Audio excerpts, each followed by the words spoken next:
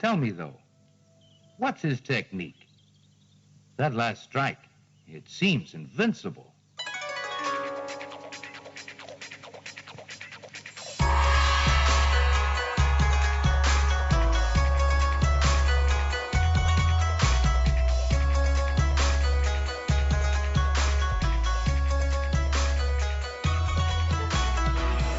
Hello, and welcome to Sons of the Dragon, the Immortal Iron Fist podcast. My name is Connor McKenna. And I'm Carl Stout.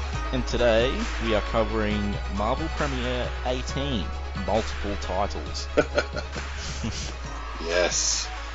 So, there is the Lair of Triple Iron, and then it turns into the Lair of Shattered Vengeance. I'm just going to go with the second title, because it's better and it makes more sense. So, yes. Last week, not particularly much happened. Iron Fist ran through a skyscraper of traps.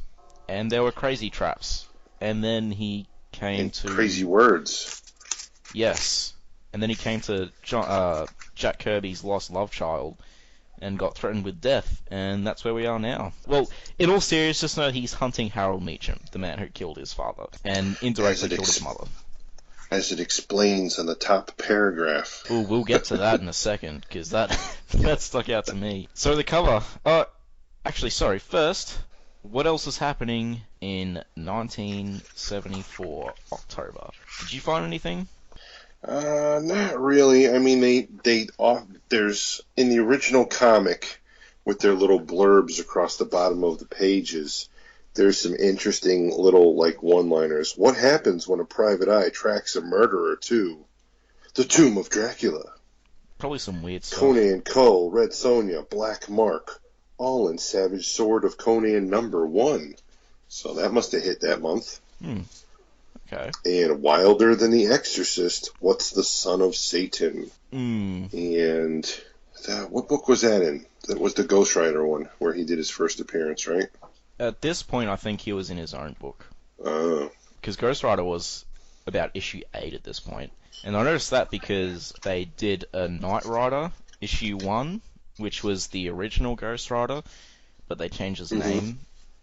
Yes. And it looked like an origin issue, so maybe that was the start of an ongoing for him. I'm not sure. Well, here's another nice little blurb. Lycanthropy, Satanism, and the Frankenstein Monster, all in Giant-Sized Werewolf #2. Wow. And there's a puzzling ad in here. There's Lightning Strikes Twice as the second soul-shattering issue of Monsters of the Movies prowls your necromantic newsstand. What? And I don't think that issue came out. Really? I've never seen a Monsters of the Movies #2 in my life. Okay. I've come across #1 quite a few times, but I've never seen a #2. So we'll have to do a little research on that to see if it ever actually came out or not. Yeah. Well, on to the issue. So the cover is again misrepresentative of what happens in the actual issue. Yep, there's no curvy woman in the fight at all. Like, who is that? The closest I can think of to who that might be is the villager that helped a certain character later on in the story in a flashback. That's the only one she looks like to me, but obviously she would not be there wearing that attire either. But he does fight Triple Iron. Yeah, and he does miss him quite frequently, as he's doing in the cover. Which is about time he starts missing, I guess. But it's a good, strong cover. But it is a good cover, yes. It's a good cover. Martial arts mayhem. It's a martial arts comic. There's a crazy Kirby guy with triple nunchucks spinning it. Why not pick it up, right? Of course. It's only 25 cents. What's a quarter? I just looked up Triple Iron to see if he appears anywhere else, and he appears in 9 issues. Wow. Yeah, so he's only in Iron Fist once. He's in Iron Fist 1 apparently, but I'm not sure. Might be a flashback. Hold on Iron one Fist second. 6, yeah, it'd be a flashback. But he's in Titans, he's in Power of Warlock, and he appears 3 times in Captain America. I might check those out of morbid curiosity, I guess. I have to wonder if it's the same character, though. Or if somebody else just didn't take over his name. That's true. Yeah. Because I've unfortunately fallen for that.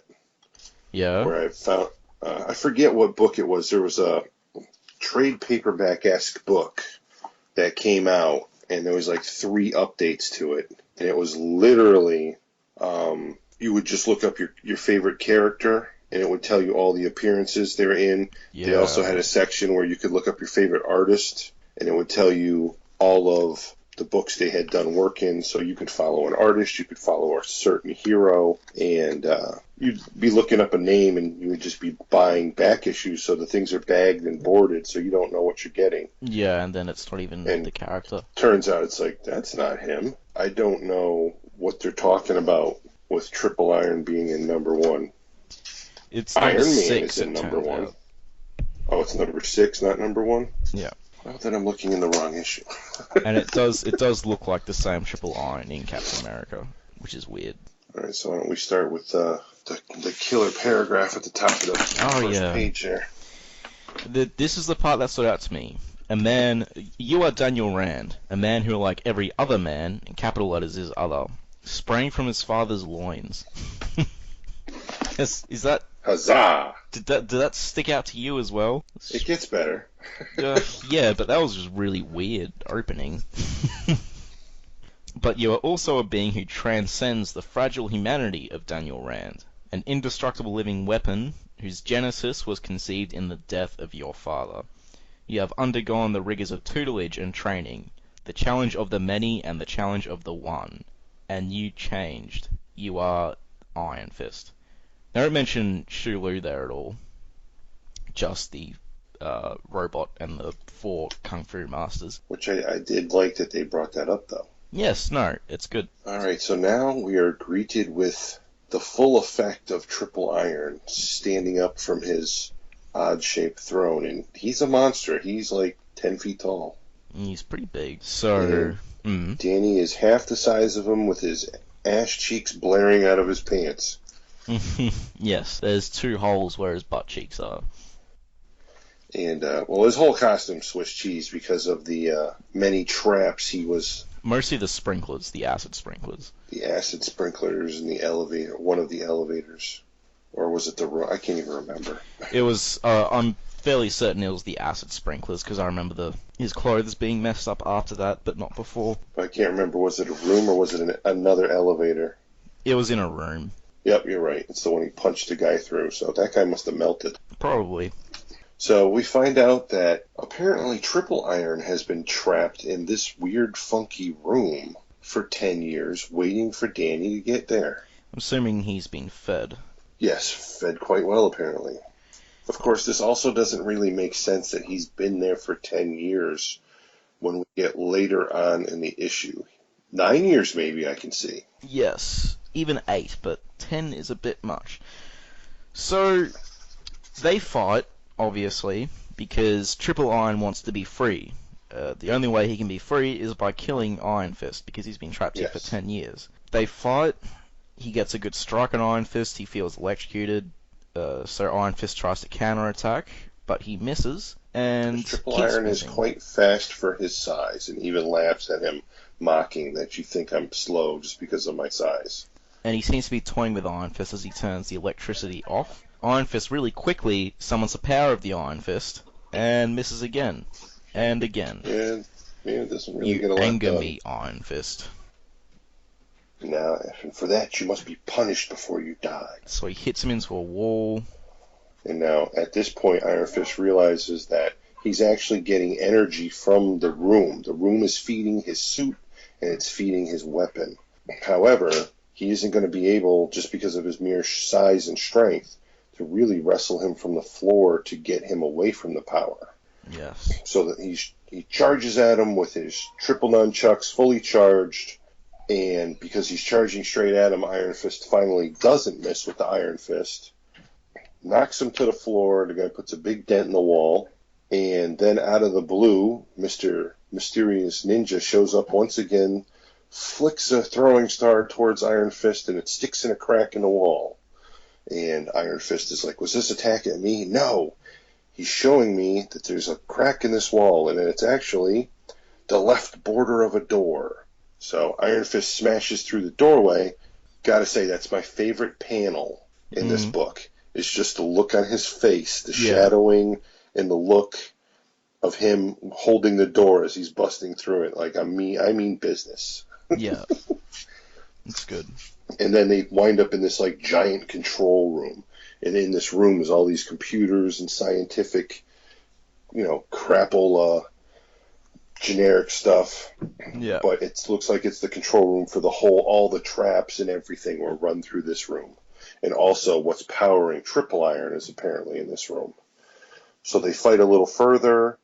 There's a humongous generator in the corner. Iron Fist pulls the plugs on the generator, pulls the wires completely out of the generator, de-energizing Triple Iron, but then using those as like electrical whips, and short circuits Triple Iron. Doesn't kill him, merely short circuits him and leaves him his unconscious form on the floor. He essentially frees him.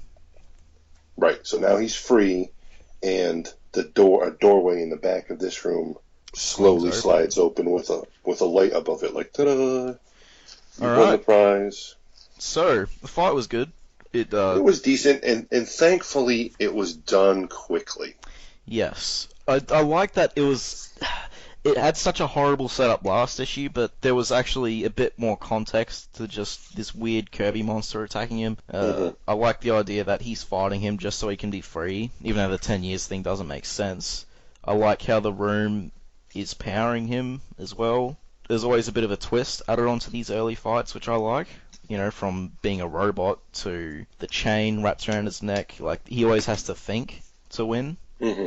Instead of just using brute strength, which he does a lot these days outside of his own comic. Yeah, it was good. The art's good. Yes, the art still for this era is still dead on. It's still Larry Hama penciling. Yep. And same writer and inker, same everything pretty much as last issue. Yes, and I like how it means business because there's no drawn out scene of him summoning the Iron Fist. He just summons it. Yeah. It doesn't go, you become like unto a thing of iron. It's just there. And he misses. So it's not just the Deus Ex Machina. Not that it is, but it's not just the fight stopper this time. And we find out who's behind this final mystery door. He's expecting a trap, but instead it's good old Meacham. Come on in, Iron Fist. I've been expecting you. Lord, how I've been expecting you.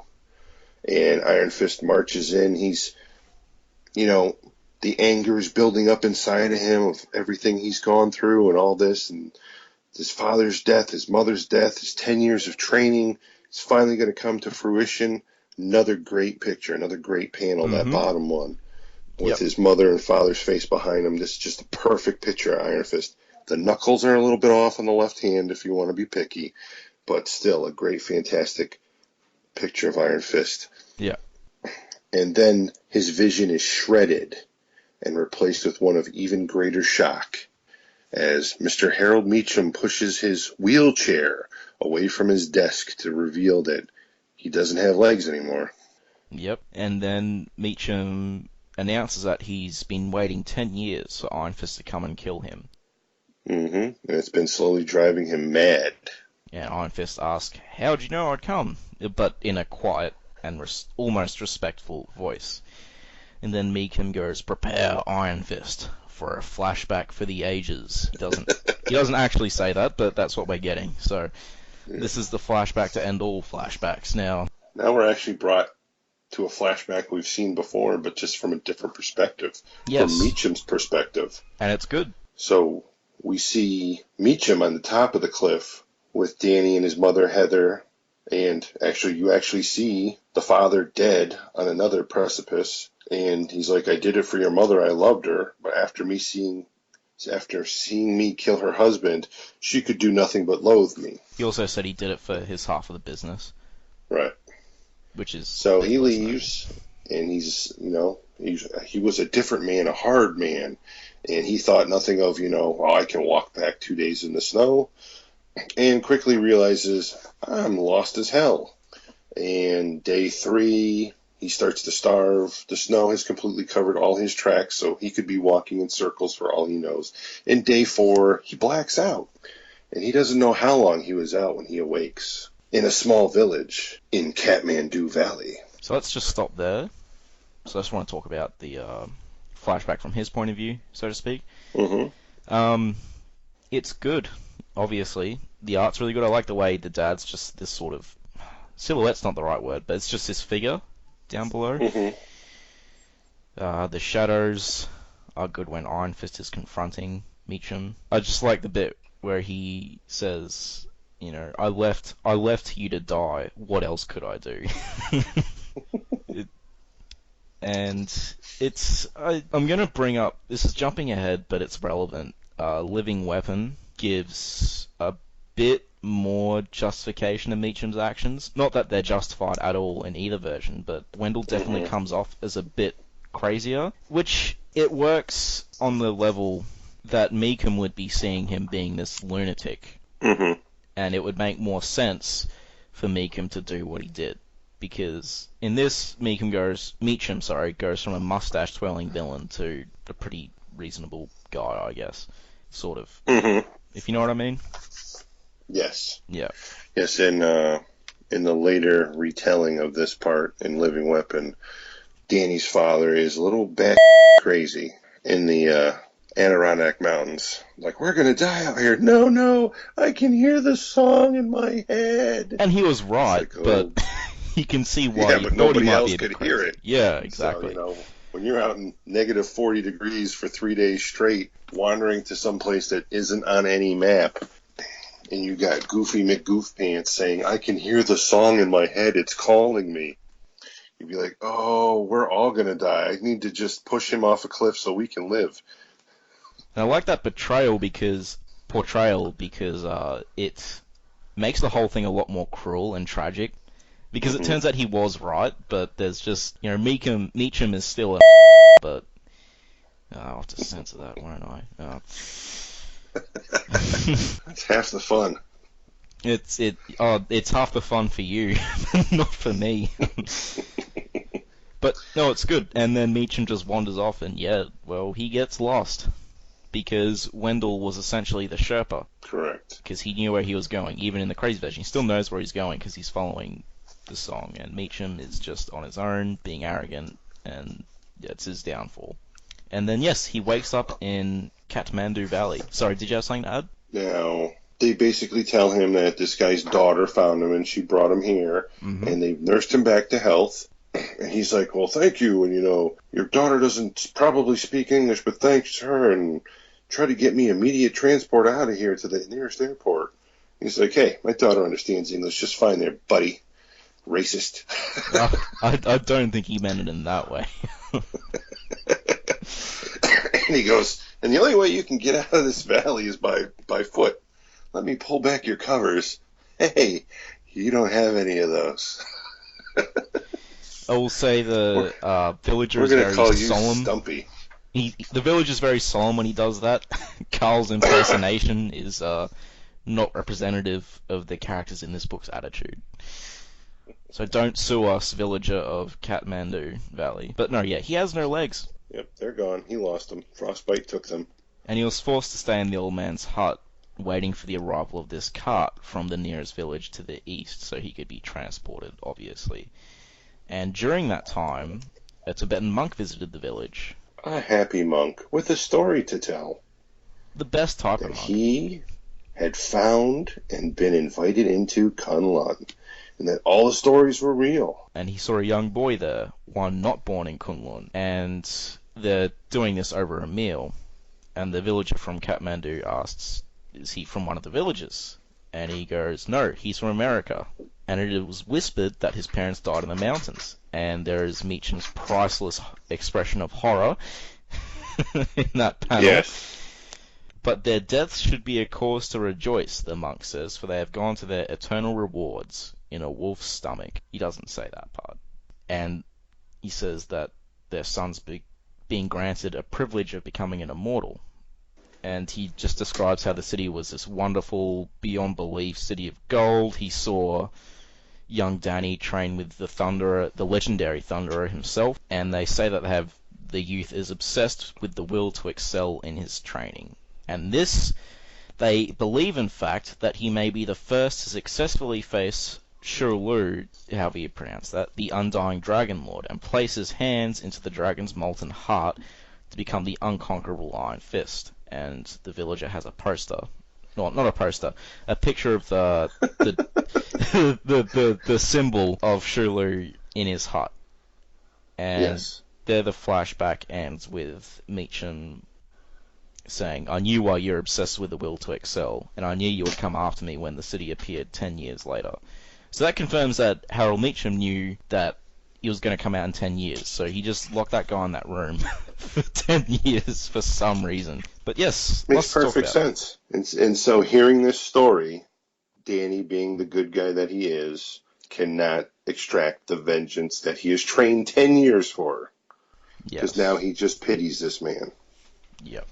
And he pretty much just turns and walks away like Meacham did to him and his mother. And Meacham is pretty much flipping out about it. He's like, "Where are you going? Didn't you hear me? I said I want to die. And I want you to kill me." And he doesn't falter in his stride. He just keeps on going. And Meacham apparently is not going to have any of that. So he goes for the Luger in his desk drawer, and he points it at Iron Fist and even pulls the trigger. With a very shaky hand. Yet the bullet just skims the side of Iron Fist's head, knocking him unconscious. And then we look at Meacham and we find out the reason why he just skimmed the side of his head is because he now has a shuriken stuck in his hand. And he's like, "You spoiled my aim, huh?" And it's Mystery Ninja again.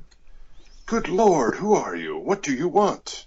And then we have Iron Fist waking up on the floor, thinking, "Did I just hear somebody scream out in agony?" And there we see Mr. Meacham with a katana run straight through his chest. Yes. And the only evidence of this murder is a sword in a hole in the window, situated 24 floors above the New York pavement. Impossible! Dad? Dad, are you? Oh no, Dad! Yep, the daughter walks in. Do we ever find out who the mother is and when this kid happened? Because she's not 9.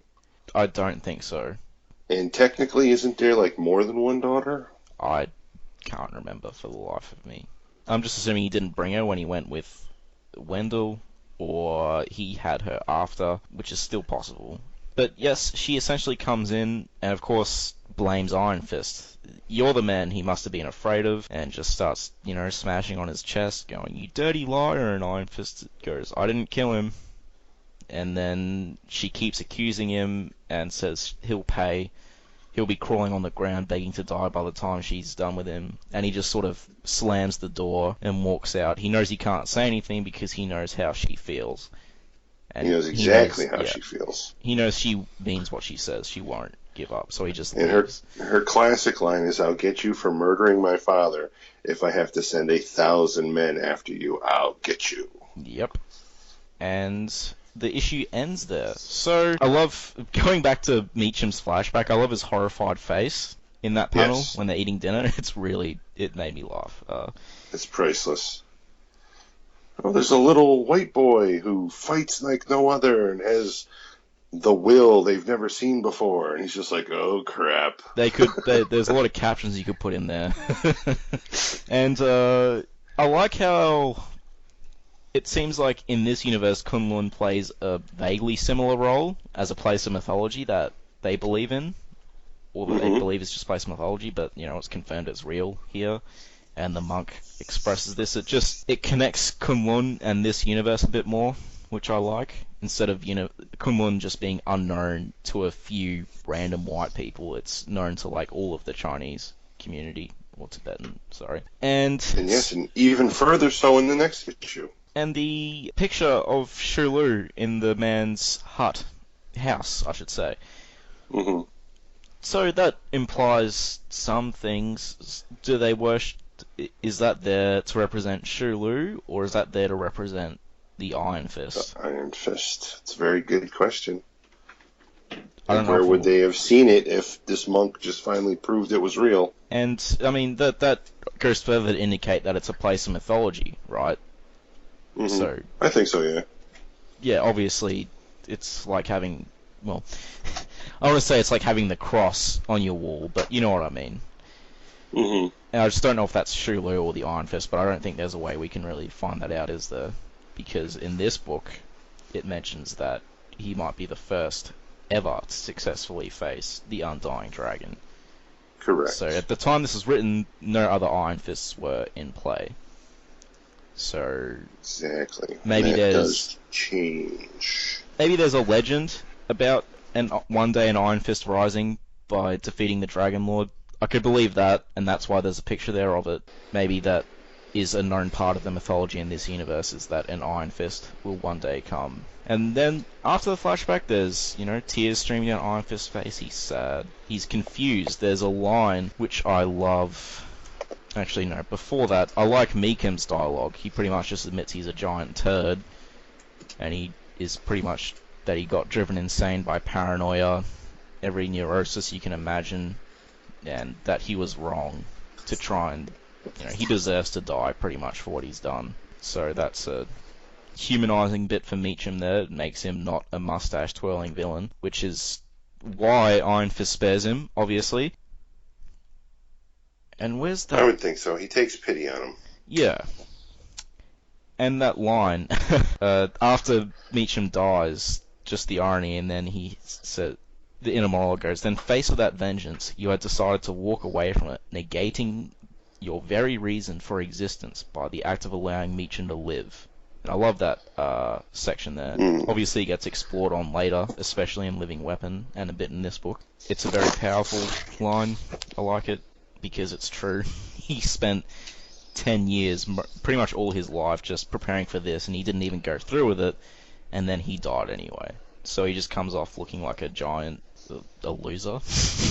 Just a failure is a better word. I don't think so. He was the better man. He was, but he died anyway, and he wasted all that time, so it sort of seems like he's a failure from the way I'm looking at it. Just in terms of his purpose, he's just standing there wearing this costume, and he doesn't know why. It's like, oh, I'm just wearing these duds, and what am I doing now? But no, he was the better man. And then there's not much else to say after that. His daughter comes in, she's all angry at Iron Fist. Oh, actually, how does she get in there? Yep. Is there another door? Oh yeah, she just comes in through a side Okay, entrance. cool, because if you look about it, where she's entering the room and the direction in which Meacham is pointing the gun, there's a side door. Okay. Does he go, Joy, daughter, listen, don't go through the main doors, because there's all these traps there. I mean, she must have known about the traps, because she said he was crazy. Oh yeah, I would imagine. That's pretty funny, though. But we'll definitely get more on her as we continue, because she becomes a major character going on. And next issue, The Mystery of Meacham's Murderer, A New Life for Iron Fist, and more in the story called Death Or Cult. will it be? Yeah. Well, we won't find out till next week. That's But right. It wasn't so many death cults. Ghost Rider had death cults, and I'm pretty sure that was just called Death Cult as well. 70s loved their death cults. And we get to also get the introduction of another major character in Iron Fist's continuing history next week. Yes, and a good character for the most part. So, overall thoughts of this issue? No snide remarks from you, but I thought the issue was much better in black and white than color. Just saying. I believe you. The coloring job in the original issues is a bit lacking, to the point where Iron Fist's costume, it looks like Swiss cheese, and in many, many, many panels, the colorist didn't even care and just colored everything green. Overall, another great issue. Yep. After the introduction of the cheeseball villain at the end of last issue, it actually went rather well. Yes. And then proceeded to more great storytelling. So this is from 0 to 100, this is easily a 90 plus on the the comic scale of a good solid issue. It went back to the quality of the first two issues. Yes. And there wasn't much Joker-esque shenanigans either, so...